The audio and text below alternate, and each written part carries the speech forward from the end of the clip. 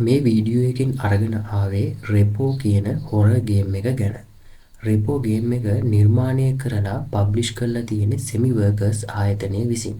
ඉතින් මේ ගේම් එක 2025 පෙබරවාරි 26 තමයි Steam හරහා ගේමර්ස්ලට ලබා දෙන්නේ. හොරර් ගේම් ගණයට වැඩෙන මේ ගේම් එක Microsoft Windows සඳහා සහාය දක්වනවා.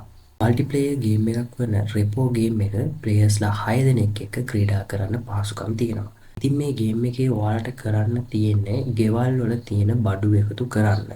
ඒ කියන්නේ ඔයාලට හම්බෙන මැප් එකේ තියෙන වටිනාකම සහිත භාණ්ඩ හොයාගෙන විකුණන්න. ඒ භාණ්ඩ පරිස්සමෙන් අදාළ ස්ථානවලට ගෙනියන්න බැරි වුණොත් භාණ්ඩයේ වටිනාකම අඩු වෙනවා.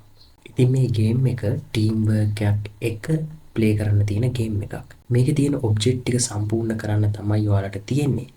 ඔයාලා Steam එකෙන් account එකක් හදලා රෙපෝ ගේම් එක ගහලා බලන්න.